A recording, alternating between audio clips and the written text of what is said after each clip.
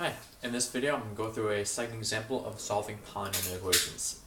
So this one, initially I got 36 minus x equals x cubed minus 4x squared plus 8x. This one looks a lot more complex. All I need to do to make this look like the first one is move everything to one side, combine like terms, and make sure that it's in descending order, and we'll have a good starting place. So I'm going to move these guys over here. Typically I like this x cubed thing to be negative, or I like the x cubed to be positive. So let's see, I'm going to add x to both sides.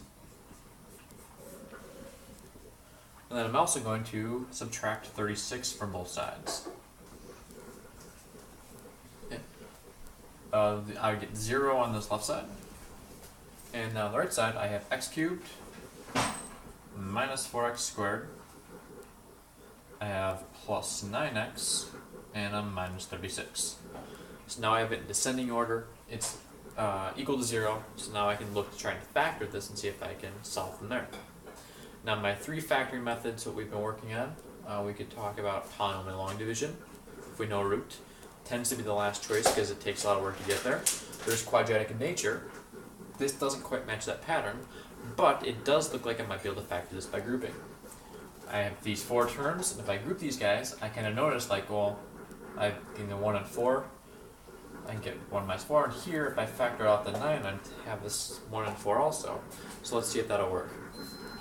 For factoring by grouping, first thing is you group them together.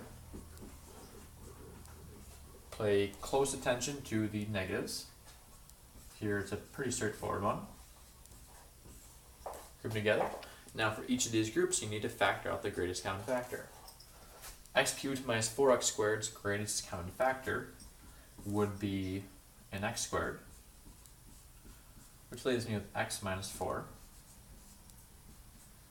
Looking at 9x minus 36, my greatest common factor is the 9, which leaves me with x minus 4.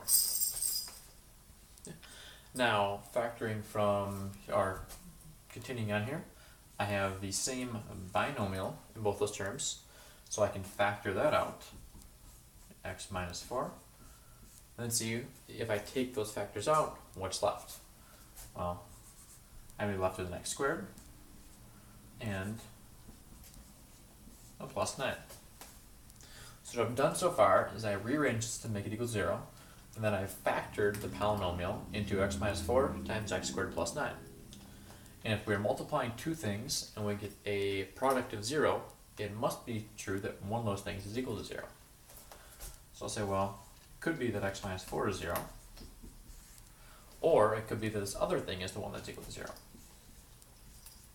X squared plus 9. Now these are both simpler equations. I started with a cubic, and now it's down to a linear, which is easy. I can just add 4 to both sides.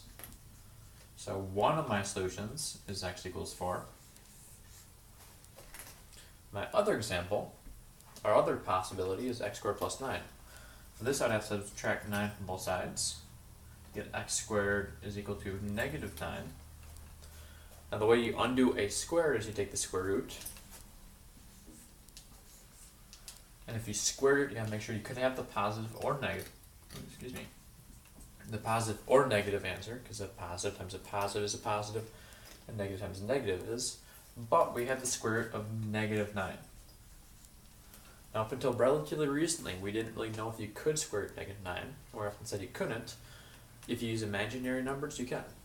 So I can simplify that into, it's plus or minus the square root of 9 times the square root of negative 1. We've defined the complex number, the imaginary number, square root of negative 1 to be I. The square root of 9 is 3, so I get x is equal to a plus or minus 3i. So for this problem, I got 3 different solutions. I got one real solution, x equals 4, and then 2 imaginary solutions, x is equal to positive 3i, and x is equal to a negative 3i. Now give me 1 second, and I will put up our final example here.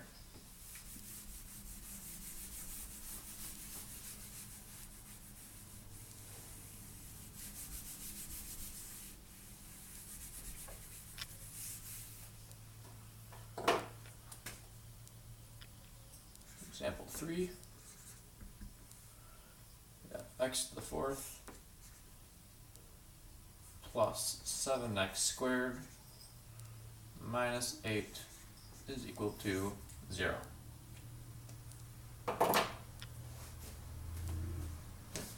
So just by process of elimination, you might guess that this one's going to be factoring that's quadratic in nature. But just to go through why that is, I have 3 terms. I have a trinomial, and if I look at the exponents of the 2 variables, I have a 2 and a 4. One is double the other, so factoring by quadratic in nature is a good idea to try. So product, sum, and the numbers. I'll set my little table. The product of these numbers would be 1 times negative 8, which would be negative 8. The sum is going to have to be a positive 7. So if they give numbers that match that, I would think, one's going to have to be positive, one's going to be negative. I'm thinking maybe negative 1 and 8. So if we try that out, negative 1 times 8 is negative 8. Negative 1 plus 8 is positive 7. So those are my 2 numbers. I'm going to break that middle term then into a negative 1x squared and a 8x squared. And the other terms remain the same. X to the 4th minus 8 equals 0. Right. And then I'm going to group.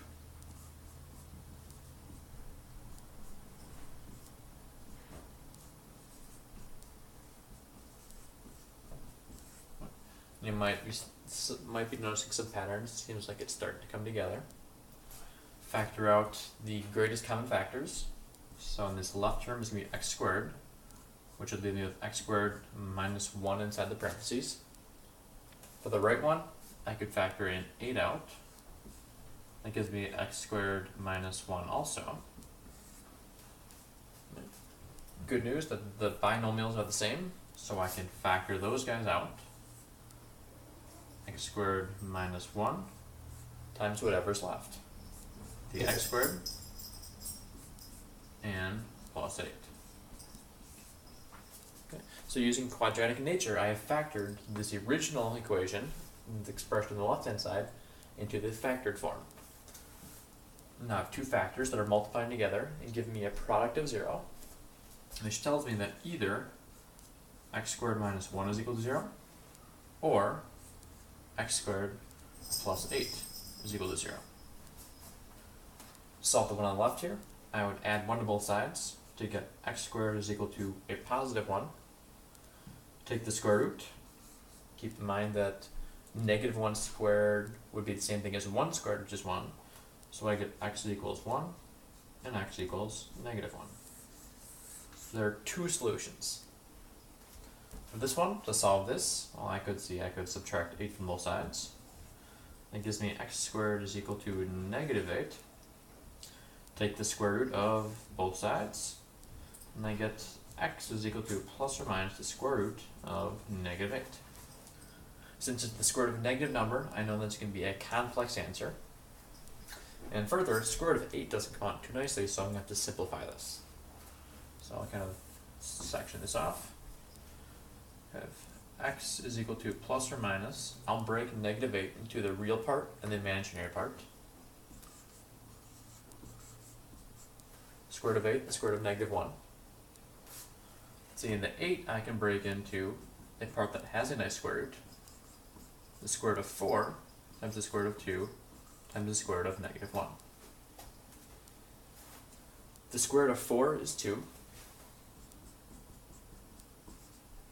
The square root of 2 is irrational, so that just stays the square root of 2. It does not have any perfect squares I can factor out of it. And then the square root of negative 1 is I. Okay. Now, if you write that neatly, that's a perfectly acceptable answer. Typically, the way we'd write that, then, we might move this around and say x is equal to plus or minus 2i times the square root of 2. Right? At least that's my preference. Okay. So that gives me 2 answers here. Positive 2i times the square root of 2. Negative 2i times the square root of 2. And then positive 1 and negative 1. Okay. So for this example here, we looked at our original equation. It's already equal to 0 and already in descending form. And I recognize that it might be able to be factored like a quadratic.